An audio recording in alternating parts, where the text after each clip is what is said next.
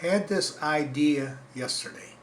It's hard to make out, but this is my pump right here, electric pump. It sucks water up from the bottom. And it's good for the pool if I ever want to drain the entire pool, or I want to drain partial of the pool. I can use this pump. It's for underwater.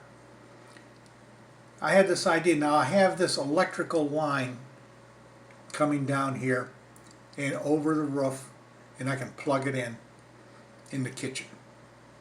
This line here is the water line. It pumps the water and it goes over the edge of the roof. So that's how I can pump the water out of this ponding area. But what I didn't like is I had this electric line coming here. I didn't like the sun beating on that electric line and drying out the insulation. So I got this idea. I said I'm going to take pool noodles. These are pool noodles, 2 of them.